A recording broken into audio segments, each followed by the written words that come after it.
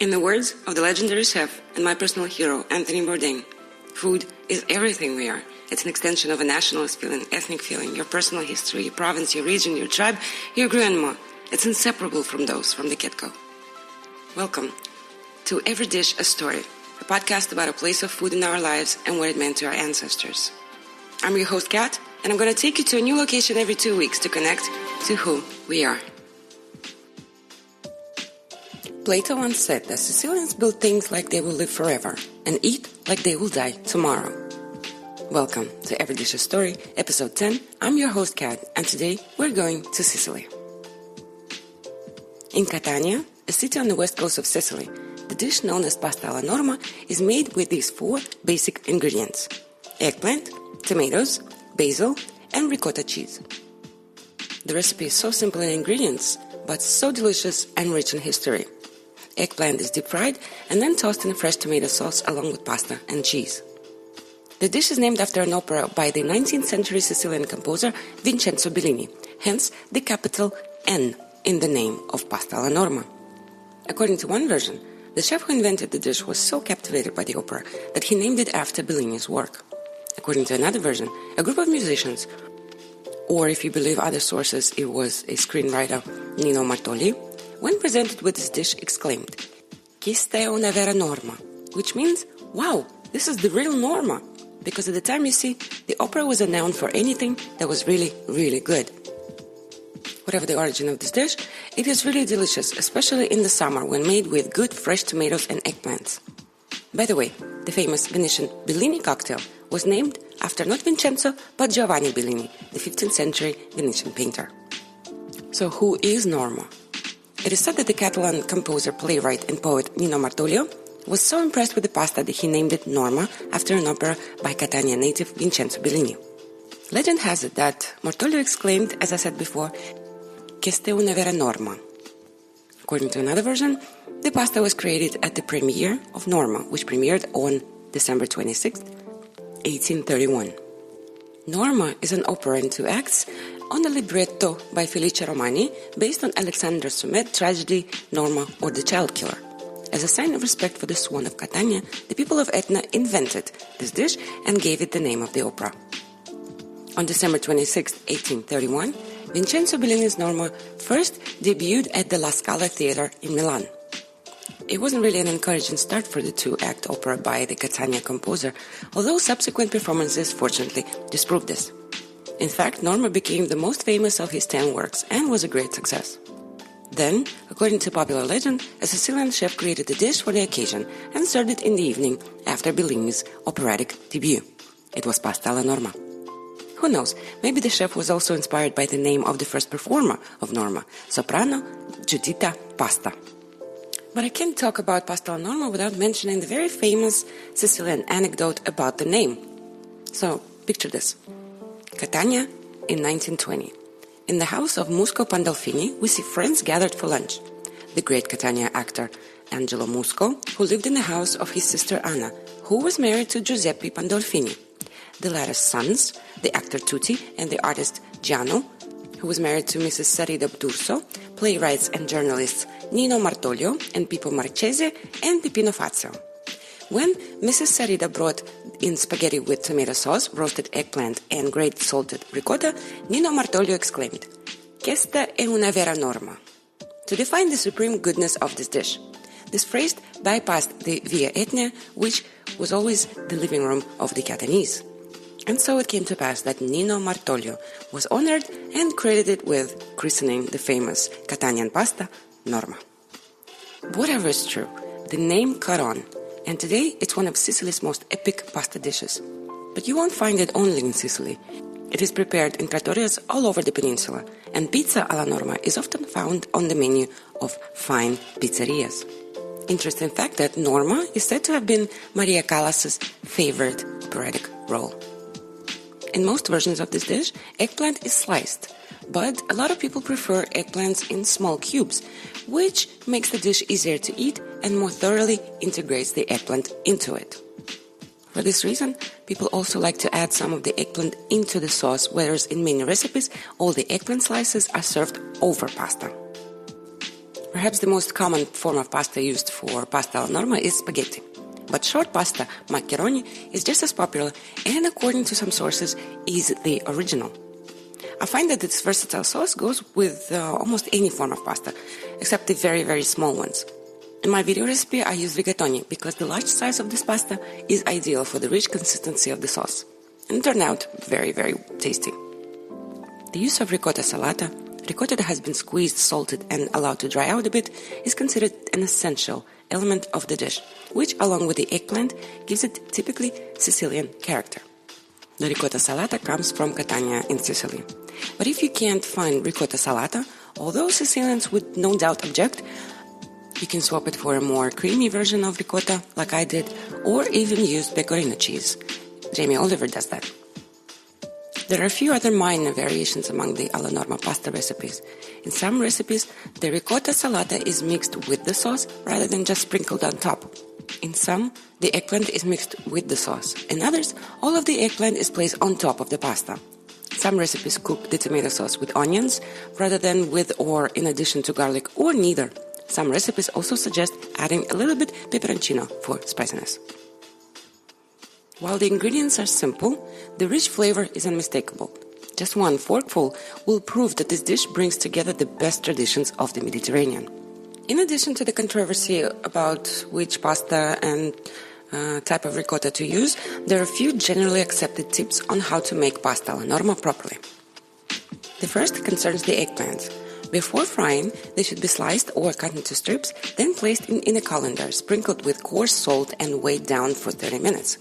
This will allow the salt to draw the water out of the eggplants, and with it the bitter taste that eggplants sometimes have. After draining the water, the eggplant slices are rinsed and dried with paper towels. The first tip is frying, which should only be done with extra virgin olive oil. Other types of oil are not allowed. After frying, do not wash the pan, but simply pour the oil out and use the same pan to prepare tomato sauce. This brings us to the third tip for making the perfect pasta alla norma, the tomatoes. The essential ingredient of the Mediterranean diet must be very fresh and pre-cooked, boiled in water and then run through a food mill. And finally, cheese. As mentioned, tradition does not allow anything but well-seasoned salted ricotta made from sheep's milk. Although some chefs do use pecorino or even Parmigiano cheese, tradition allows no exception in this matter. Follow these rules and the first bite will inspire you to sing. It's a simple dish with a strong Mediterranean flavor consisting of several ingredients and creating a symphony for the taste buds. And although there's no certainty about the origin of pasta alla norma, the term norma might just mean cooking to perfection. There's an unwritten rule in the culinary world developed through thousands of years of practice and experience, and that is to not throw away anything that you don't need. Ricotta is a classic example. This soft, sweet, white cheese is made from what is left over from other cheeses. Strictly speaking, ricotta is not considered a cheese, but latticino, which is a byproduct of milk, just like mozzarella from cow or buffalo milk. Most ricottas are made from whey. That is the water liquid that remains after making cow, sheep, or goat cheese. In recent years, in the regions of Campania and Puglia, where mozzarella is made from buffalo milk, you can even find ricotta made from buffalo milk.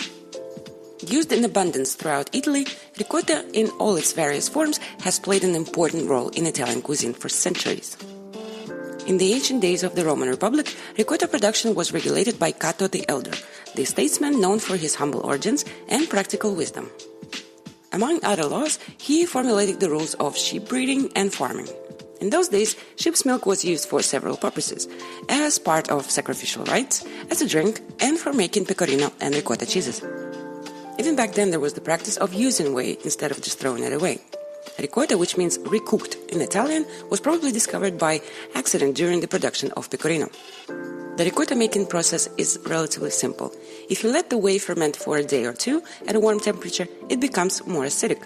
After fermentation, as the whey is cooked almost to a boil, then remaining the protein solidify into curd, which is then filtered through a cloth.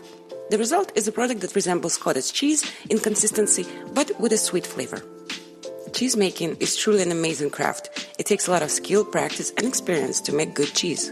Even ricotta, for all its simplicity, follows traditions, rules, and methods. The craft of ricotta cheese making, of course, is not limited to one region or country. Today, ricotta is made in many parts of the world, where just a few years ago its production was literally unknown. Although fresh ricotta is not readily available, even in Italian cities, it can be hard to find, and outside of Italy it's a rarity altogether.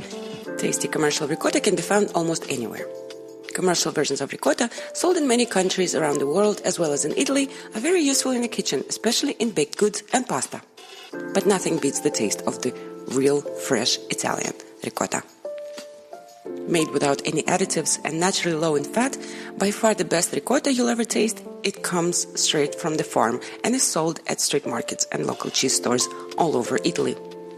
Fresh ricotta is available in various forms, but the most common are ricotta di mucca, which is ricotta made from cow's milk, ricotta di pecora, which is ricotta made from sheep's milk, and ricotta mista di mucca e pecora, which is a mixture of ricotta from cows and sheep's milk.